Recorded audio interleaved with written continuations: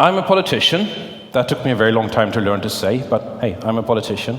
Today's topic is going to be how we apply open source collaboration to changing policy in the world.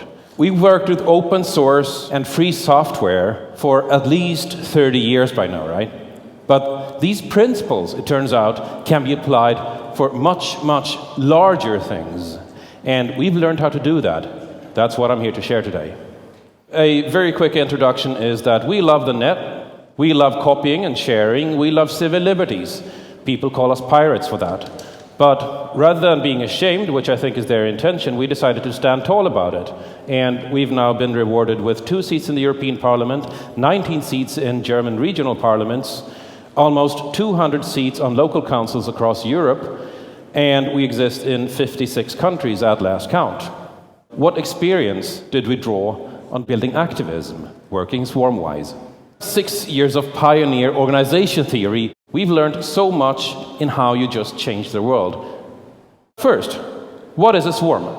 I see it as a new form of organization that's been enabled by affordable mass communication, where today somebody can organize hundreds of thousands of people in their spare time from their kitchen. That was a physical impossibility just 10 years ago. It was not anywhere near reasonably possible. Seeing that ordinary people can get this kinds of movements going, what do we learn from that? Some swarms are leaderless, like Anonymous. While they certainly can have an impact, I find that a hybrid, where you mix in just a few percent of people who take formal responsibility with a huge swarm of activists, can make the best difference. It also allows you to interface to the old kinds of organizations as they look for something that resembles them, and if you have just an interface layer that does, then you can work with them. That's how I see a swarm, and the most important thing about it, the most important contrast to old-style organizations, is that in a swarm, the focus is on what everybody can do all the time.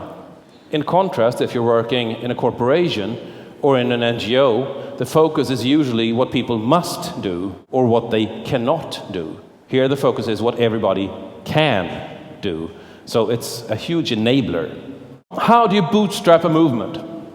Say you got something interesting you want to do. How do you do that? How do you go about planting the seed that becomes something that spreads to over 50 countries and, hey, takes place in parliaments? Turns out it's not enough to be interesting. You need to do 3 things. You need to be tangible, credible, and inclusive. And, of course, interesting. You need to be tangible. You need to be very clear about this is what we are going to accomplish. We are going to do this, and it has to be so clearly expressed that people will realize if they are going to spend their spare time helping this goal succeed because it coincides with their personal goals. That is the key to having the swarm succeed. People must realize that an hour spent in the swarm helps their personal goals better than if they had spent it on their own. You need to be credible. You need to show in the plan that this can be done. And you also need to reinforce that every single day. We can do this, we can do this, we can do this. That's part of psychology. Because usually a swarm forms around something utterly impossible. If I told you guys 7 years ago, before the Pirate Party was started, that, hey, let's form a new party that spreads to over 50 countries and changes the world. As in, what kind of idiot thinks they can do that, right? But turns out you can. This is where I have my famous line, as in, don't shoot for the moon. That's been done already. Shoot for Mars and show that you can do it. And you need to be inclusive.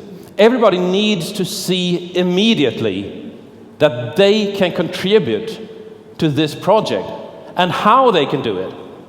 You need to say, we are going to do this, and this is how you can help make it happen. Once you've done that, you just need to publish this, publish your ideas, and it will find its way to social news sites. You don't need to worry about it finding its way if it's interesting enough. When I founded the Swedish Pirate Party, I put up a really ugly website with this kind of plan, and I mentioned it once in a chat channel in the file sharing lobby. Just once.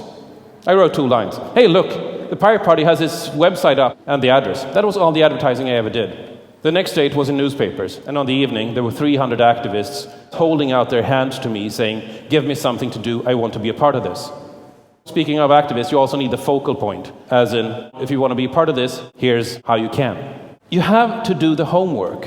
When I started the Swedish Pirate Party, I knew that the math was there. There were 1.2 million people sharing culture in Sweden, and they were being demonized. If 1/5 of those were angry enough, we'd have a new party in parliament. You need to do the math. So an example would be something like this. We're going to create 1 million new Tor nodes, and we're going to get a Tor client installed in 25% of the installed browsers by user count. This is doable. This would change the world forever. This would totally drop-kick every politician's aspiration of surveillance, forever. And it's completely doable. Anybody's welcome to actually do this, by the way. I just use it as an example. So how do you then survive the onrush of hundreds of activists? Like I said, I had 300 activists holding out their hands to me on the first day. How do you deal with that? Obviously, you can't talk to them one by one. So the only way to survive that is to have them self-organize into subgroups. I suggest 30 subgroups because of a magic number. 7, 30, 150 are magic numbers when it comes to the human psyche and how we are social in groups, group sizes. I suggest 30, but the important thing is that you divide them by geography. You use something that's natural for the country where you start.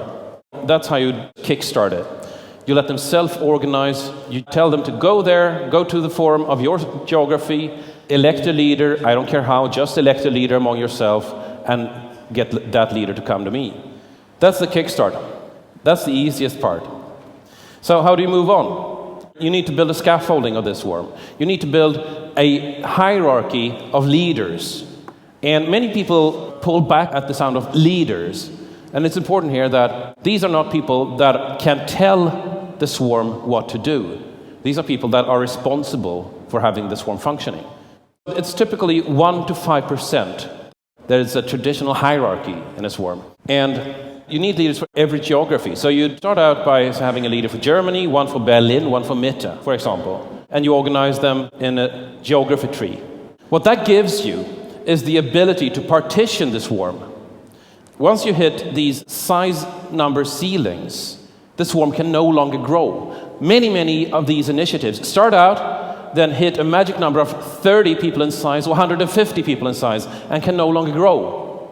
What this gives you is the ability to work locally and still coordinate across the entire organization. And the most important thing, their role is not managerial. They don't get to tell people what to do. Think of them as janitors. Think of them as responsible for maintaining the swarm.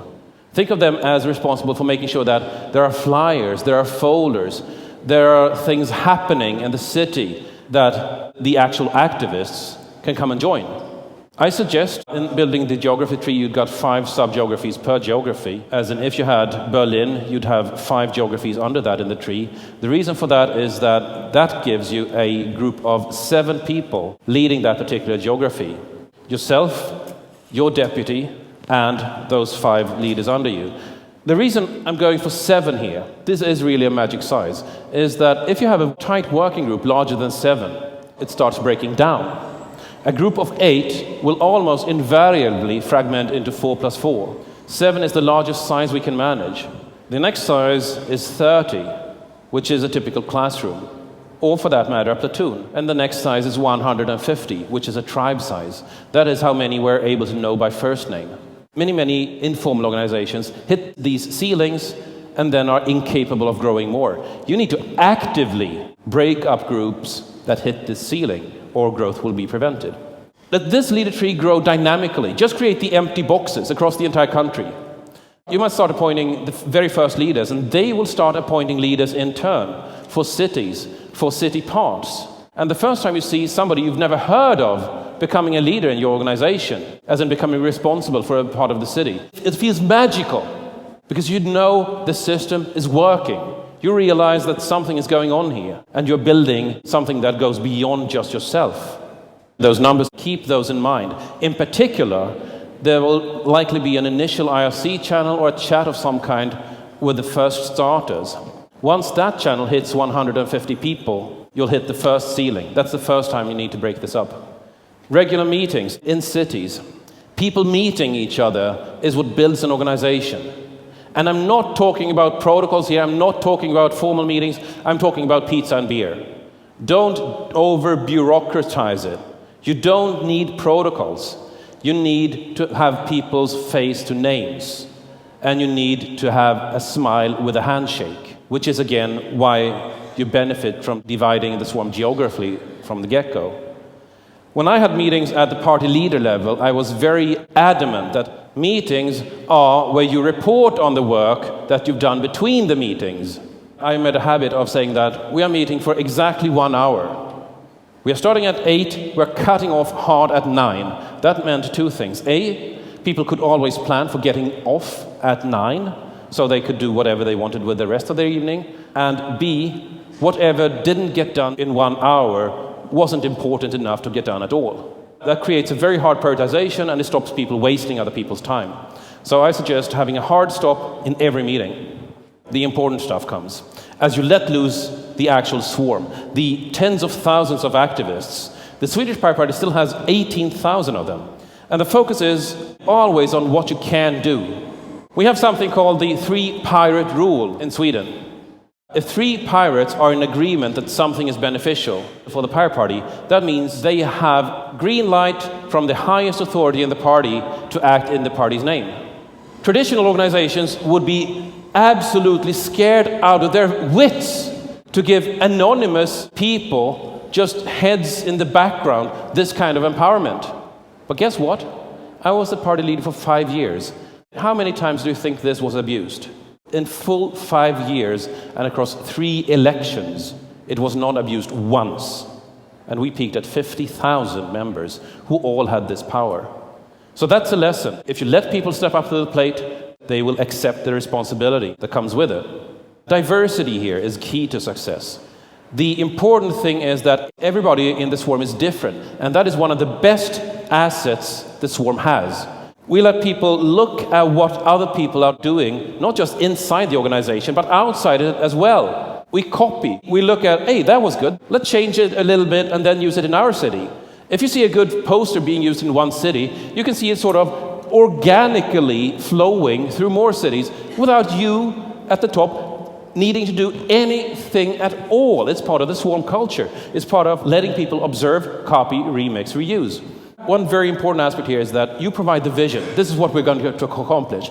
And you repeat that almost every single day. We can do this, we can do this, we can do this. No matter how impossible it is, we are going to Mars, God damn it. We are going to get in parliaments, God damn it. Yeah, we did. And the swarm does the talking. You talk to the swarm talks to its friends. And why is that? That is because different social contexts use different languages. This goes against every piece of marketing you can ever read in an MBA. But the key here is understanding that most people just try to create a one-size-fits-all message and then broadcast that to the entire country. Well, frankly, that sucks. Language is a very powerful social marker of inclusion and of exclusion. If you're using the wrong language in a crowd, they will disagree with you no matter what you're saying. This is why you let the swarm do the talking and you trust them to do the talking, because they do it better than you to their friends. Everybody has the right and the duty to talk in the name of the swarm in their own language. That's key here, without asking anybody's permission. You know that you're empowered to act. After all, you joined this swarm because it coincides with your own personal goals. Project management. The first time you let a project self-organize, it feels like bloody magic. Self-organization, it works. Democracy sucks in a swarm. And why is that? We've already said in a swarm that one of its keys is that people act individually according to how they think the swarm is best served. And that's why it's so powerful, because everybody is empowered to act in the name of the swarm, and nobody gets to tell anybody else what to do. If you have a vote, that means that 51% of the people get to say what 49% cannot do. And you create losers. Voting creates losers. That's part of how the process works. Diversity is key to the swarm success here. Those 2% that, if called to a vote, would just be shot down in lightning and flames, might very well be crucial to the success of the swarm, because only they can explain the swarm's vision to a key group for the long-term goal. If we had a majority vote on what to do, those 2% would never be able to explain that. Everybody's empowered. Don't hold a vote and shoot them down. Maintain a power base. As soon as you have started getting some sort of success in your swarm, you will inevitably get a number of organizational astronauts that have only seen traditional organizations and know how they work. There's this saying, right? If everything you have is a hammer, every problem looks like a nail. They'll come with their hammer and start banging at your swarm, at your organization, but that's not how the swarm works. You'll have many, many people insisting that this is a great initiative, this is a great swarm, we are on a great road to success, but you must make this and these and these and these and these changes, because that's how I know an organization works. And if you do that, you're going to lose the key values. You're going to lose the key goals. Some things need to not be up for discussion. Remember now, people join the swarm because they feel that the goals of the swarm coincide with those of their own. If the goals of the organization and the methods of the organization come up for discussion, then nobody will know what the swarm is for. You could just as well be pulling an emergency brake on new recruitment. It needs to be absolutely clear what the swarm is about. And that needs to preferably not change at all, or if it changes, that needs to happen very, very slowly and in a controlled manner. You'll have no shortage of people trying to hijack the swarm for their own favorite purpose. There's this activation ladder. As you activate towards the swarm, you initially have heard of it somewhere. You may be contacted or contact somebody that self-identify as this movement. You go to your first meeting. You gradually climb up what we call the activation ladder. Once you start a project, examine the trajectory that new activists take, and if there's a particular step on the activation ladder that seems hard to climb. Like, is it hard to become a member? Is it hard to become an activist? Is it hard to find the first meeting? Is it hard to get in touch with somebody? Each of these are questions that need to be asked in order to have a successful swarm. And finally, pwn the media. And what I mean by this is that media loves conflicts. If you're colorful, if you're provocative, if you're creating conflict, then you are going to be in media. Because that's the conflict narrative is what rules old media right now. Newspapers, radio, television. You literally need to pick fights. In the Swedish Pirate Party, we do have software to do all this. We've built it ourselves. It's public domain, of course, so that other organizations can use it. If you would be interested in having the abilities that I just described, we are looking at pilot applications from organizations that rhyme well with our values right now in terms of net liberties and so on. It does member, officer, activist and volunteer management at every geographical level, so that a city leader can manage his or her area completely independently from every other part of the organization. It's entirely decentralized. It is empowering at every single level. And once you have a member sign up, that member writes his or her address, and he or she is directly placed at the right level in the geography, and the people responsible are notified, so they get a mail saying, hey, there's a new member here, why don't you give him or her a call and just welcome them? That would be utterly impossible if you didn't have that kind of decentralized automatic sorting organization. And it also does press releases, which I just described. We're just typing them in a WordPress blog. Once we hit publish, it's sent to the categories of reporters we described. Civil liberties reporters, technical reporters, political reporters, or local reporters for that matter, or all of them. And it does quite a bit of other things too.